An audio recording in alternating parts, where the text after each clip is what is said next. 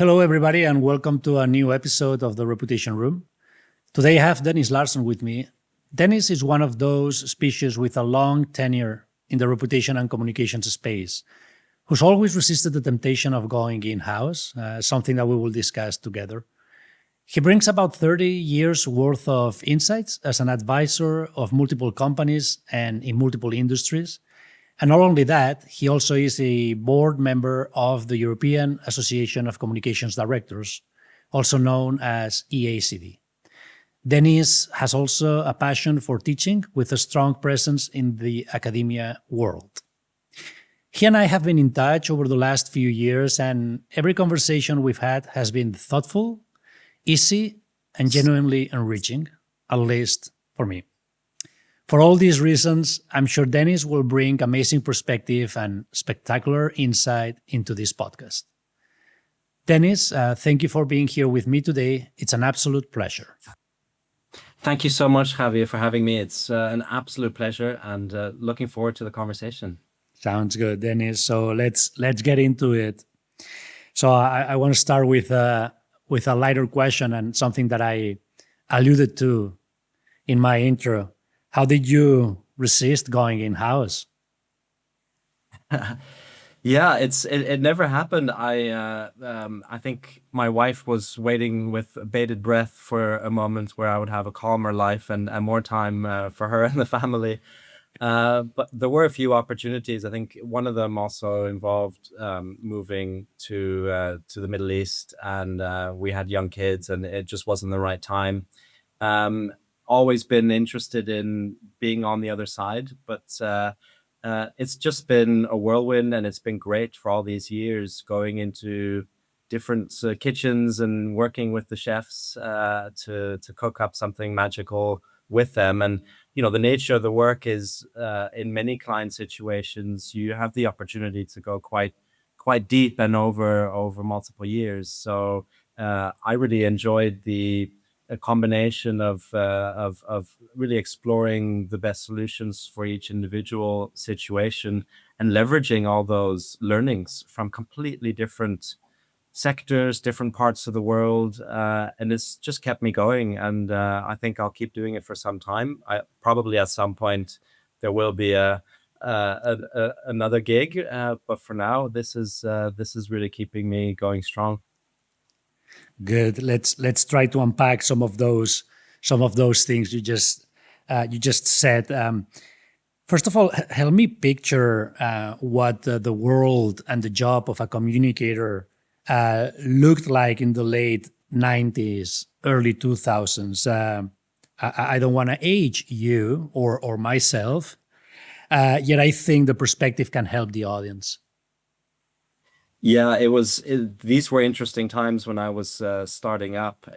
We had the height of the .com bubble and all things digital. All you needed was a business plan and money got thrown at you. And in our field, of course, it really was the start of the acceleration of interest in reputation. So I was lucky enough to be involved in some of the kind of foundational work with an institute then called the Reputation Institute, working with two professors to really put reputation on the map and make it a concrete leadership premise, finding new ways of really unlocking business value from reputation. So the communication field was maturing. There was already talk of how do we get and keep a seat at the table?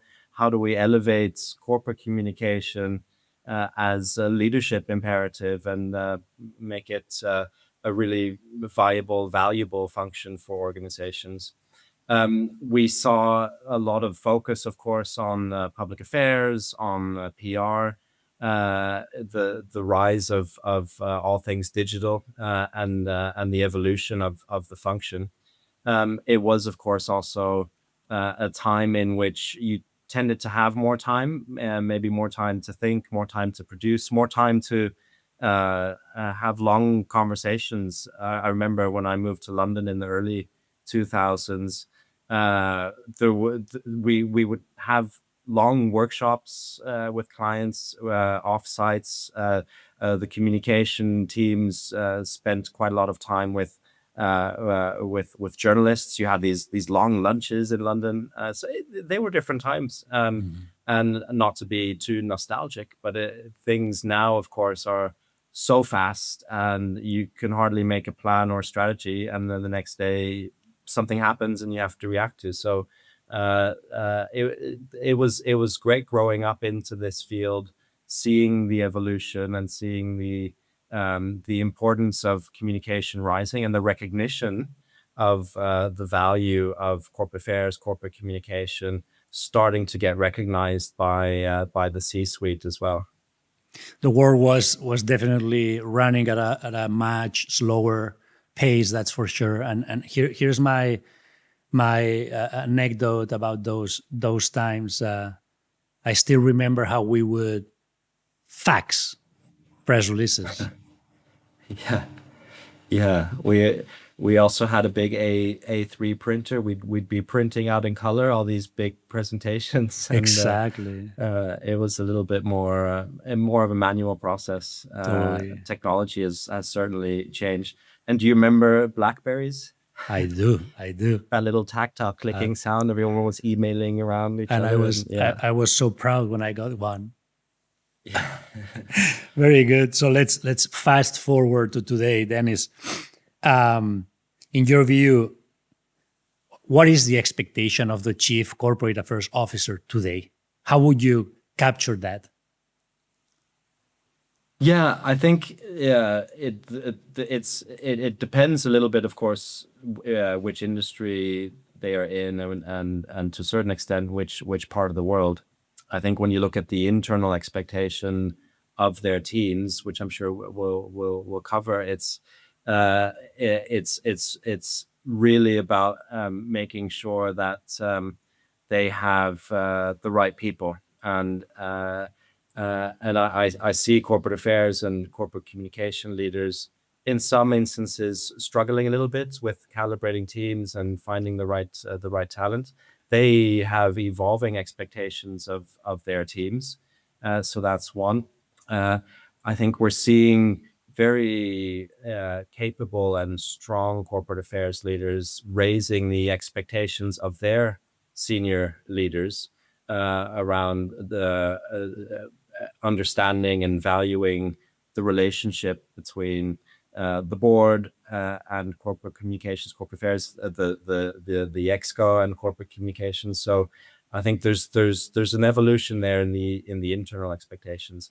I also think the expectation of corporate affairs leaders of their external partners and agencies has radically shifted, and we're seeing much more demanding, rightly so, corporate affairs leaders who really know what they want to unlock from their agencies. Gone are the days of big retainers, and it's much less about time-based access to good consultants and more about delivery. What can agencies, data collection partners, consultants really deliver? And we're seeing strong expectations of that, and really the need to be able to show what the added value is, as opposed to being on tap and being available ad hoc. Yeah, and we'll discuss later on a little bit more. We'll go a little bit deeper into the talent element, right? And what is needed of today's talent that probably was unthinkable 5, 6, 7 years ago, right? We'll talk a little bit about that. Before we go there, so Dennis, having advised so many different people, companies, how comfortable are you saying that reputation currently belongs at the center of strategic decision making? It should be there. The center is maybe stretching too far. I think it should be a consideration of big and small business decisions, especially outside the corporate affairs function. And it isn't always, and it isn't, and there's some way to go depending on where you look. So uh, I think there is a role for corporate affairs and communicators to elevate the value and importance of reputation. A lot of senior leaders recognize and admit and say that reputation is important. I mean, look at various studies. For instance, any like a Deloitte study on risk or expectations of senior leaders. You see that reputation always is one of the top risks of businesses when you ask CEOs and business leaders. Also, an Aon study, the insurer, last year showed that most senior leaders believe that reputation risk is important to consider. You see that boards, when asked, are increasingly enhancing their corporate risk management processes, and reputation often features in those considerations. But when you then ask them, okay, what is your company doing? How is your company managing reputation? There is often a lack of in-depth understanding of the process, understanding of the importance of themselves as C-suite and as boards to be those that are most accountable really to reputation and to really own it.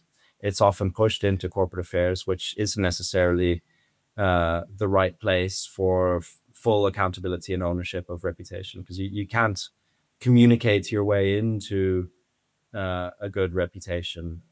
I mean, when you ask back in the 90s, the term spin doctoring, and you could kind of influence a little bit more the external view of companies through communication. There's much more transparency now, some talk of radical transparency. You don't have as much control over external perceptions of your company as you used to.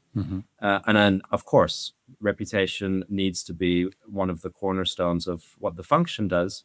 But I think a bigger opportunity is to embed reputation thinking into other functions, into business decision making, and being the advisors from corporate affairs to embed reputation thinking and reputation considerations a priori in the business decision making process, not after a fact solving. Because we're good at coming in, solving problems. That's where we often shine, avoiding or mitigating and supporting in crisis situations.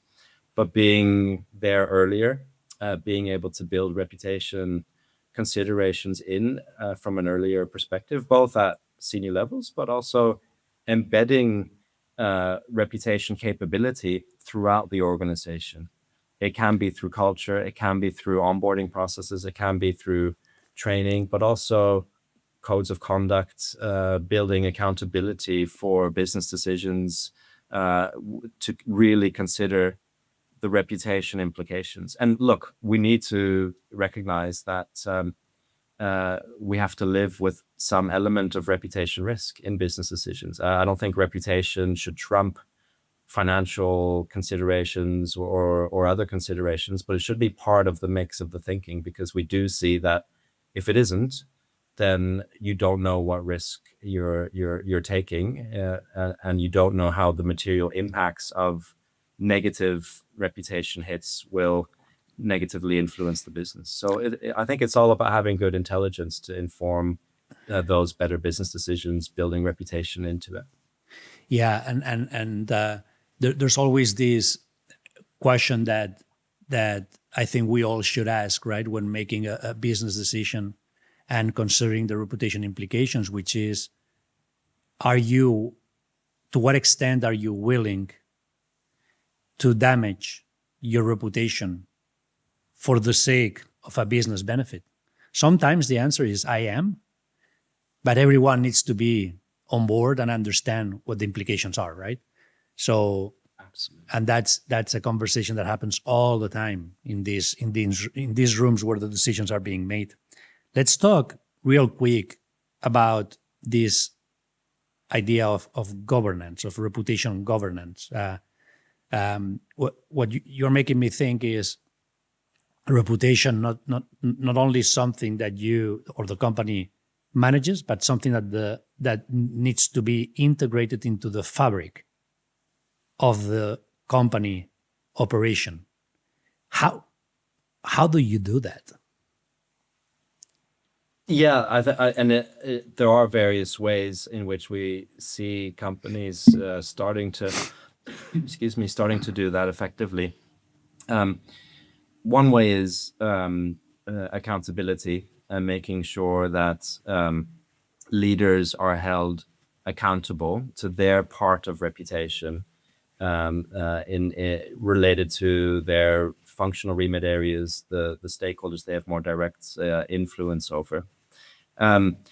We see that boards are also asking for reputation audits of organizations. They're also asking for reputation audits of business partners and external parties. So that level of understanding of what the reputation dynamics are, both within the organization, how reputation is currently managed and stewarded with corporate affairs and throughout the organization, is starting to become a strong way of ensuring that at a base level there is sufficient governance.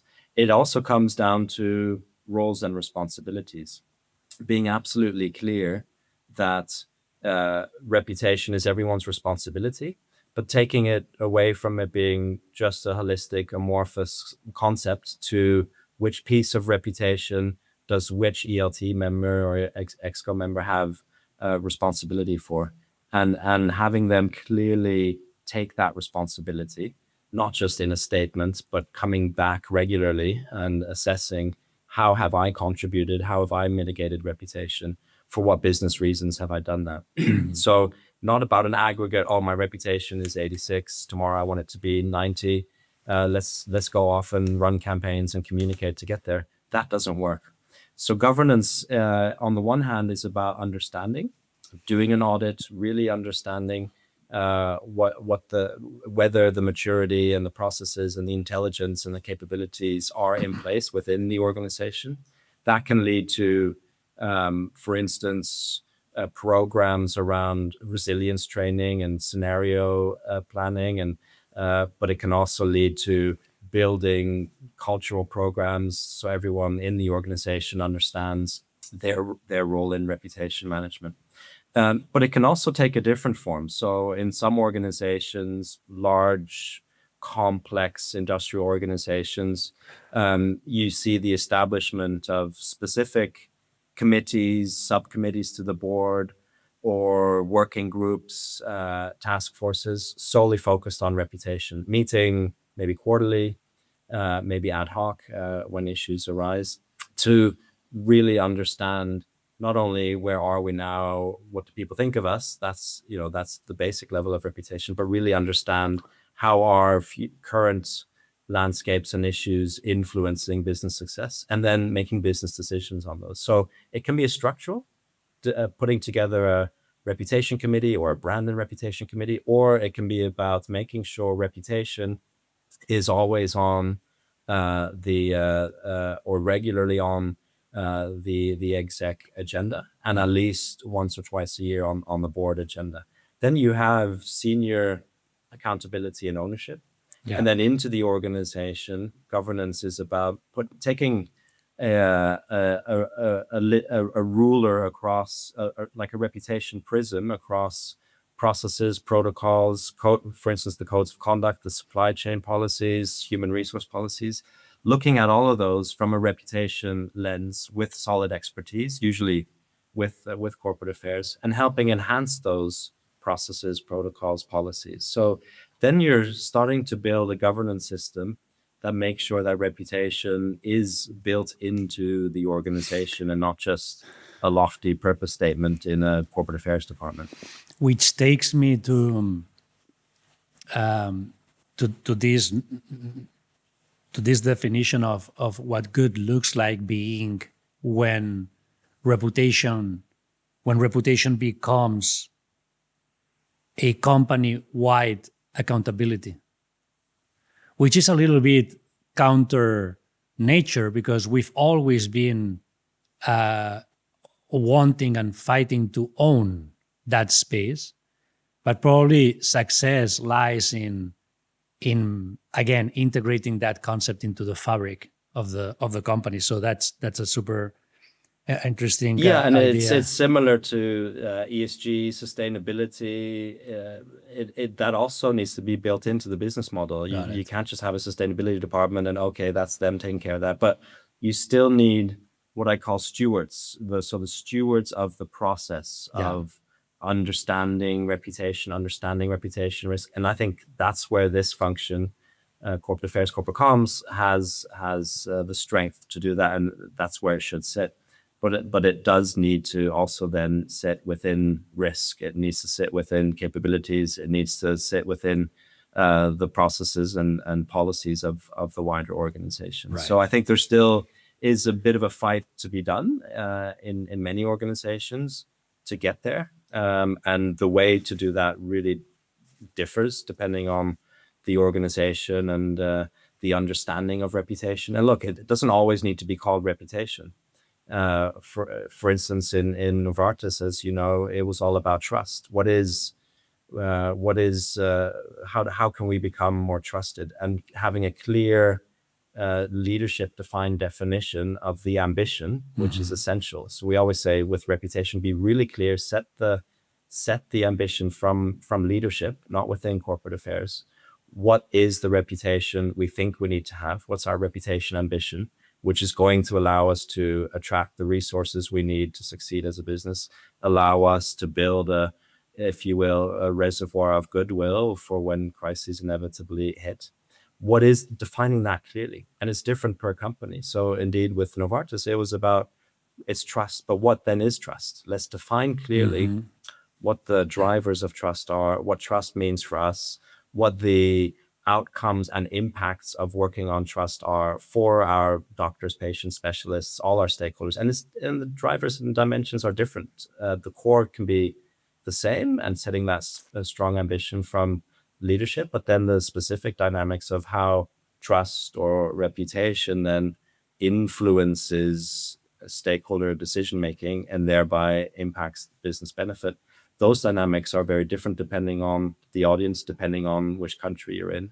And so it is complex, but I think having that clear ownership and definition of the goal and the ambition from the top is essential. I'll go back to one word that you've used a few times throughout the conversation, which is the concept of intelligence, how that differs from measurement. Let's table that one, but I want to go back to it. Let's talk, Dennis, a little bit about these moments that test leadership, and what are the skills in your view and in your experience that are critical for top leaders to display under pressure?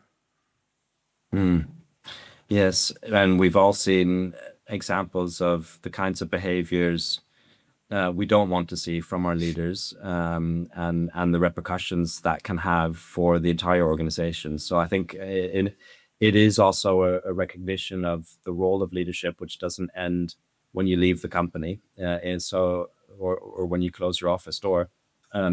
It's always being aware of the reputation influence you have in all your behavior. So leadership behavior is one. I think in this day and age, the skills required of business leaders are increasingly communicative skills, and regardless of if you're in a very technical organization, and you do need to know how to bring your employees with you, inspire them, engage them, motivate them, and it does start from the top. Externally, you have so much influence at a senior level when it comes to opening doors, engaging policymakers, influencing your operating environment. But it's a skill, and it's an art, and I think the communicative skills and the awareness of issues and how the company is positioned in a broader system and ecosystem, which is rapidly evolving. So being on top of those evolutions, being on top of the topics and issues and how they are shaping the operating environment.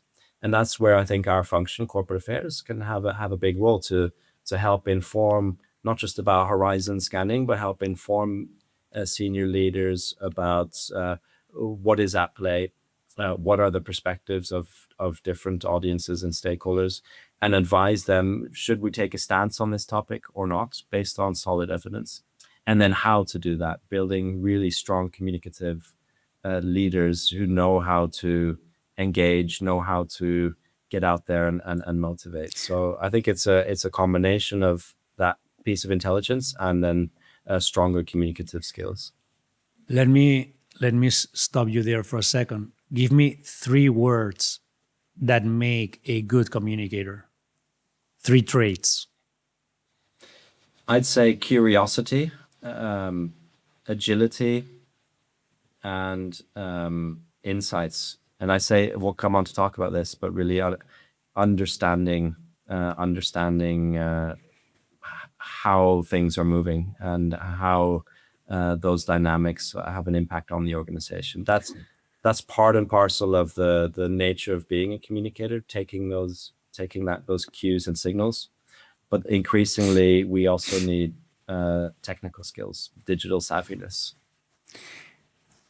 Perfect segue for the discussion about intelligence. And in our conversations, we've touched upon this. My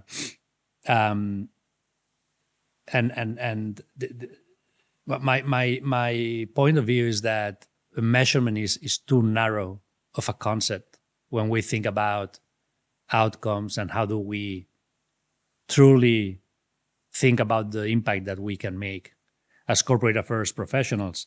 And intelligence is a more all-encompassing concept, right? Tell me more about that. Yeah, I couldn't agree more. And as I said earlier, it's not about having a single number on reputation and saying, it's 86 now, I want it to be 90, or I want to be top ranked. And don't get me wrong, it helps to have attention put to the concept and being able to put your finger on it. But reputation intelligence, indeed, as you say, is much more than measuring, and it's much more than measuring what people think of you and putting a number to that. These days, with AI solutions, it's so much easier to get data. The trick is to get quality data, and we see in academia certain studies saying, look, it's not about more measurement. It's about better measurements, higher quality, and how you use those insights. We're seeing a little bit of an over-indexing in all these quantitative data points, which are extremely valuable, but not to forget the value of qualitative insights, really understanding what stakeholders care about, how is the landscape evolving, what are the benefits you as an organization bring to the organization.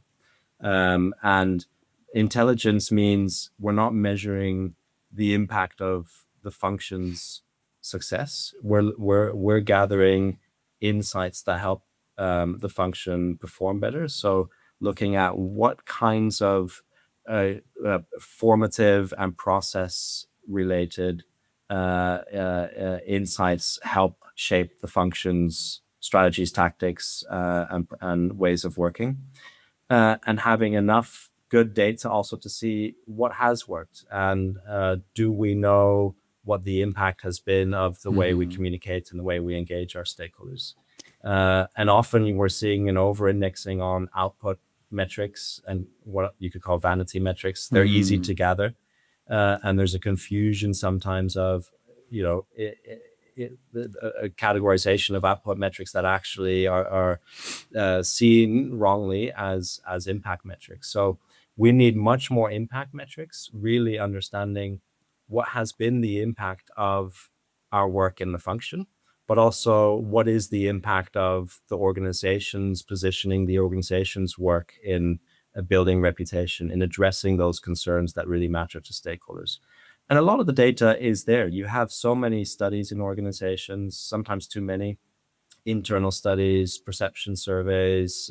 You have easy to gather, or easier to gather than in the past, data from digital conversations, media, social media monitoring, specialist policy and NGO activist monitoring, and so on.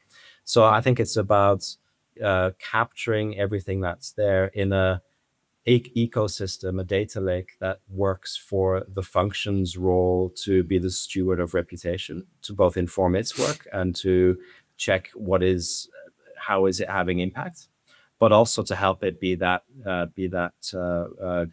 advisory role into the organization, to pick up signals earlier, to then be able to go deep and understand how are these issues influencing the organizational success, and then to be able to advise the organization. And make it accessible, right? I think at least I fully understand and what you're saying, and I hear you. The other day I was having a brief exchange on LinkedIn with someone else about this idea of intelligence engines for corporate affairs functions.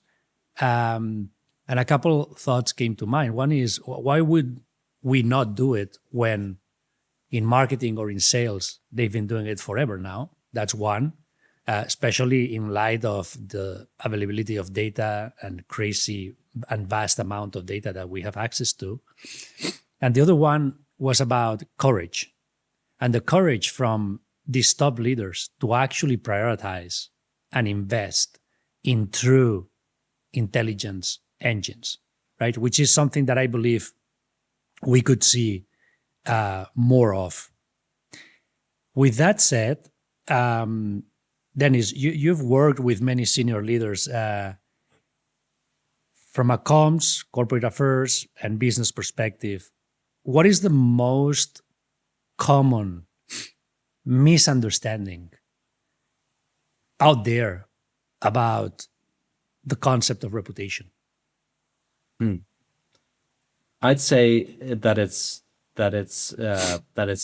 simple, and that having one view on reputation provided by an external data provider, that's the solution. It's not. It is complex, but the complexity can be managed by good, as you say, intelligence engines, which you need to own yourself. I think the more the function can create and own its own technology, connect its own existing data, fill gaps with other data sources, have agile ways of engaging with that data and natural ways of engaging with that data. So you don't need to be a data scientist anymore now to analyze, right? So having a good system that is owned by the function, orchestrated around its own reputation framework, its own strategies, allowing anyone in the organization to ask it questions and say, what are the top reputation risks? Give me the current state of human rights in our supply chain, and I'm about to jump on a plane to meet a policymaker in Angola. What do I need to know? And if you calibrate a system that you own and that you develop, orchestrated around your data, then that is extremely powerful. So I think a common in less well-developed functions, a common misconception is all I need to do is have data coming in from one source.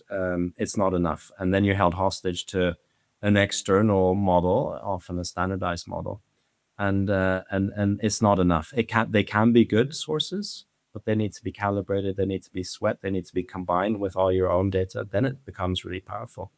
And whilst it's complex, it doesn't have to be difficult.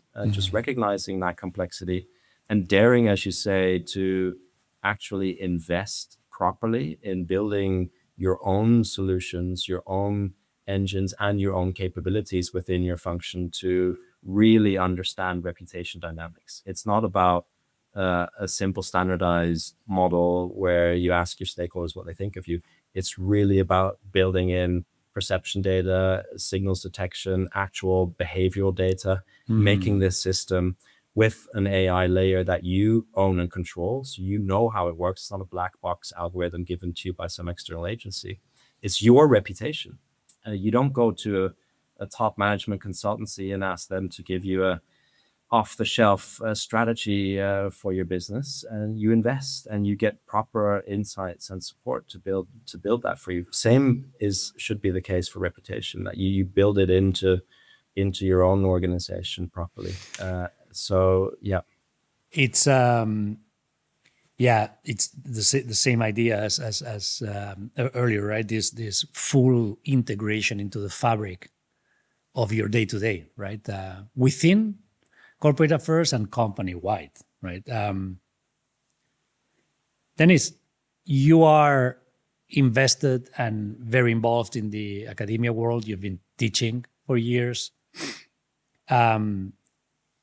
AI, it's no secret, it's now a reality that is changing not just our work, but everybody's work. But I'm curious, when you were sitting down in the university talking to academics 6 or 7 years ago, what did those conversations sound like in regards to AI? Did you have any at all? And what did that look like?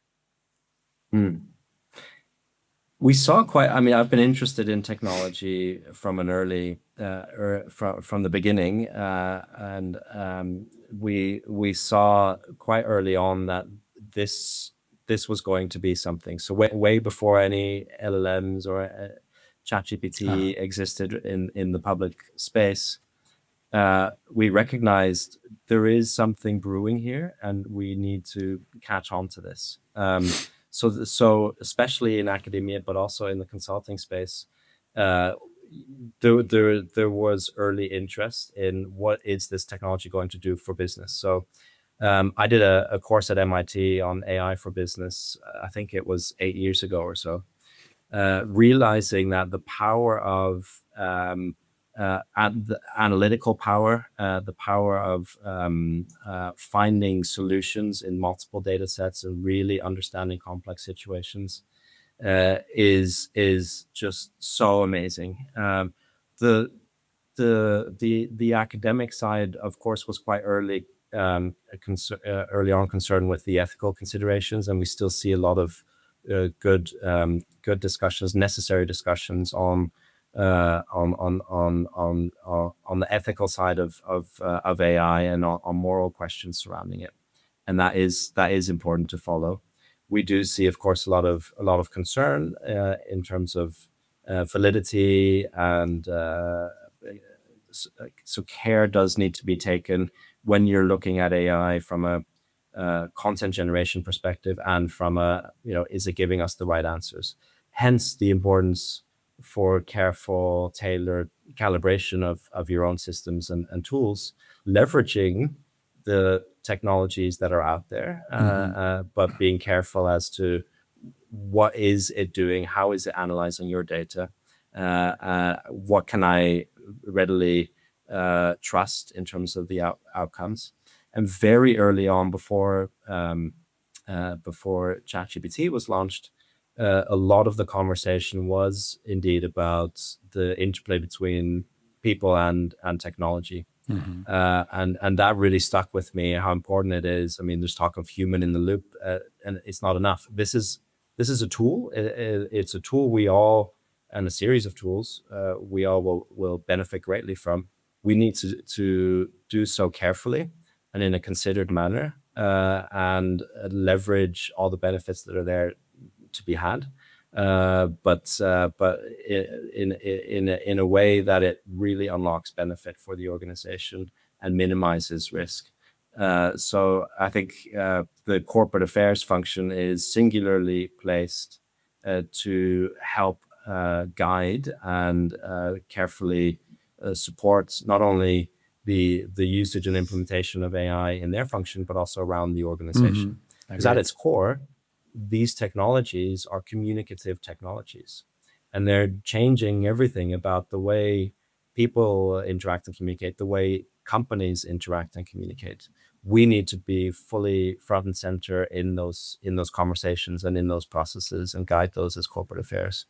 And in your mind, and Dennis, 6 or 7 years ago, when you started, or 8 years ago started looking into AI and educating yourself and having all these discussions, and now looking in hindsight, so now in hindsight, how close or far were you in terms of projecting where we would be today with AI? From 1 to 10. Yeah, no one could have foreseen the explosion coming the way it did. Of course, neither could I. But in the space in which we operate, the promise has come true to a certain extent, that this is technology that is going to radically change the way organizations operate.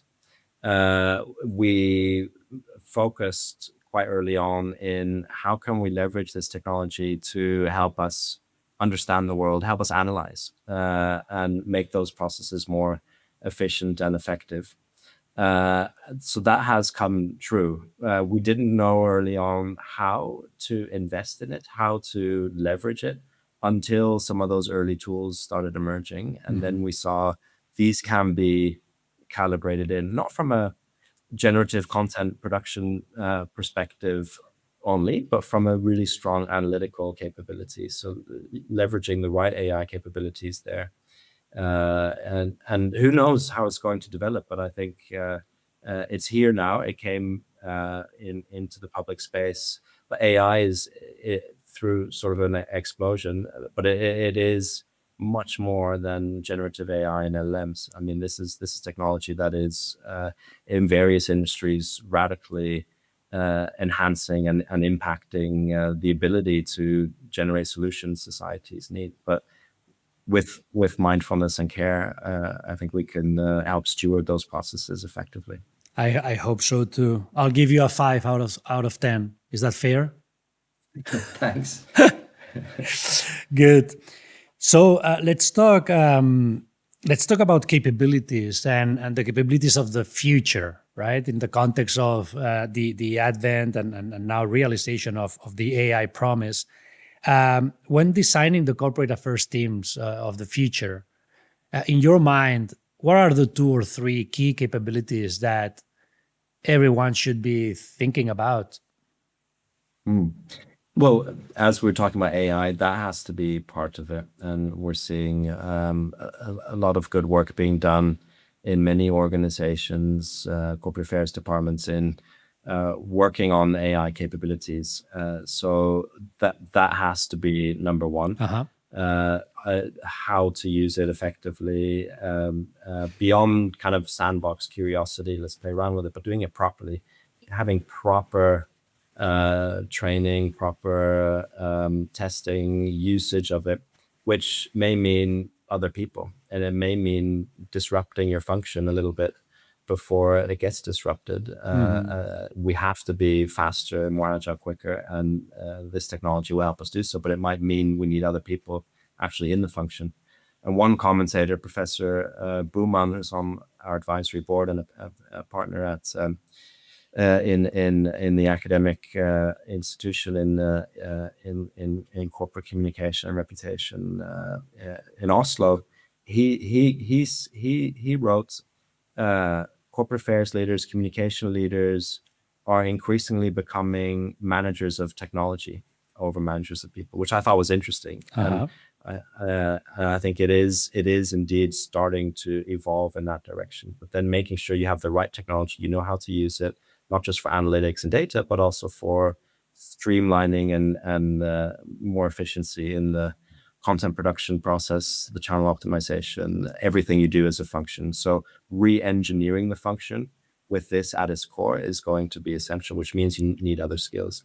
I think we also need, I said earlier, curiosity. We need people that are interested in what's happening in the world and that have their fingers on the pulse in external landscapes. We'll still need specialists, but we need specialists that are able to also conduct other parts of the process within the function. We need more integration. We need more speed.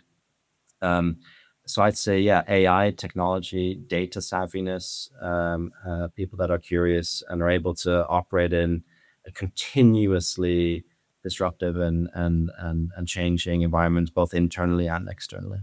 Got it.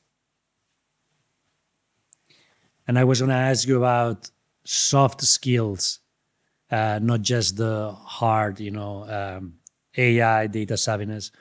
But I will not ask you because I think that curiosity is a big concept for you, right? I mean, you've addressed it a couple of times throughout the conversation, and I'm with you that curiosity and that desire to stay connected to what's going on out there is absolutely critical, right? For anybody across all levels, no matter what you do, etc. Right? So, thank you for that. Yeah, and I think in terms of soft skills, it's also the people skills. Some people say this is the heart of the organization, this function, and I kind of like that, and it is to an extent true that staying true to the values and the people aspects of the organization means we in the function need to have even stronger people skills and need to be open and curious towards each other and not be precious in domains,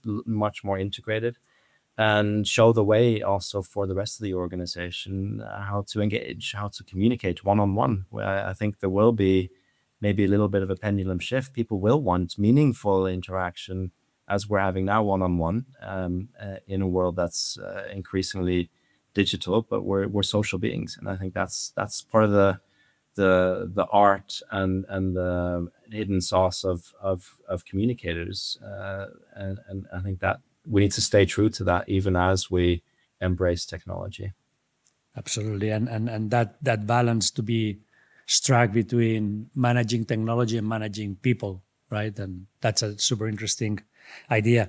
We're going to be wrapping up, Dennis. I have a couple or three more questions for you that I was hoping you could answer. First one is, let's go back to day one in your career. What advice would you give the younger Dennis? Wow. Yeah. Well, I have no regrets. I really enjoyed everything I've done, but time has gone so fast.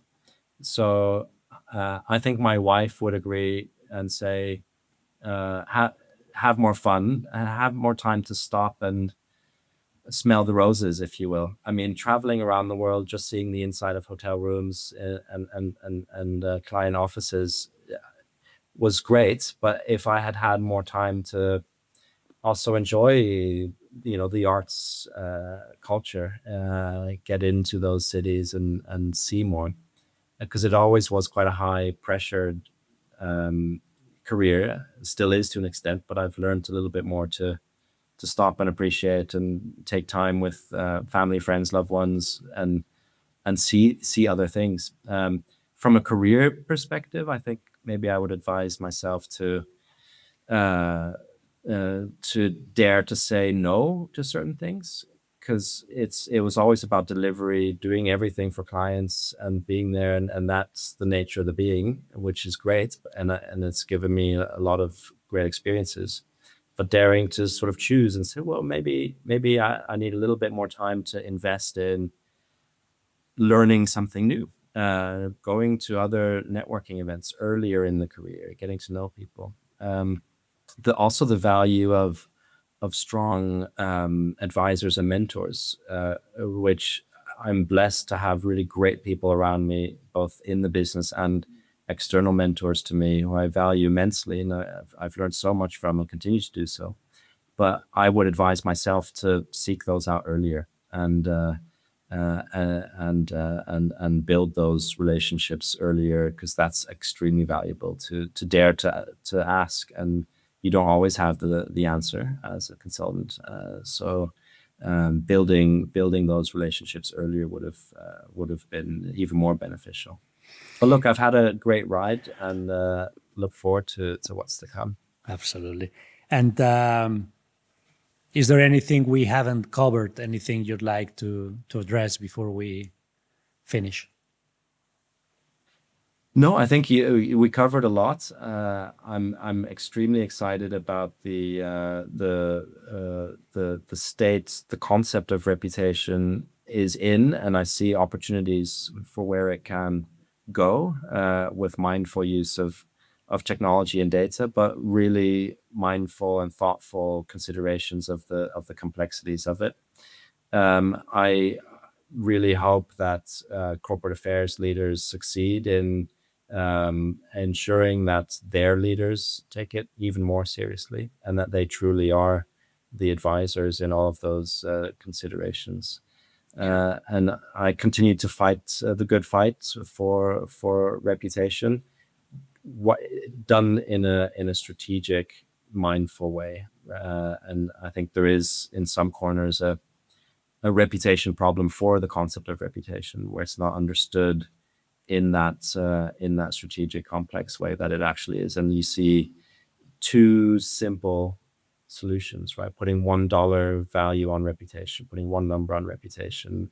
I think we need to recognize the complexity of it, and not be scared by that, and just embrace that and find those drivers that really unlock, because we know they do, concrete business value, and are the single, reputation is one of these extremely important drivers of future growth for organizations when done right. We know that. We have the data and evidence, and that's why we did it in the early or in the late 90s, to start to make that connection, the hard connection between reputation and growth, reputation and drivers of financial performance.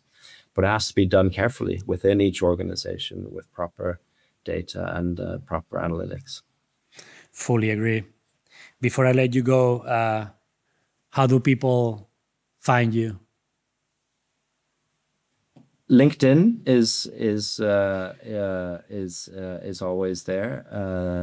Dennis Larsen on LinkedIn, and or the company website, linqadvisors.com. Linq with a Q. Those are probably the main platforms. Sounds good, Dennis. That's it for today. As usual, I wanna wrap it up with my headline for this conversation. I actually have today a headline and maybe a subhead, which is completely different. My headline for today is that when thinking about what success looks like for the Chief Corporate Affairs Officer, I would say that is when reputation is a shared accountability across the company. And I didn't want to wrap this one up without making a point about something you just said, Dennis, which is, and this is a message for everybody, guys, make the time to smell the roses. With that said, Dennis, thank you so much for the time, for the insights, and for everybody else and for the audience. Before we go a quick and my usual reminder, if you found value in this conversation, please follow us on Spotify, on Apple Podcasts, or on YouTube. We are on the three platforms, and share it with your network. If you have any feedback, I would love to hear it. Thank you so much, and until next time.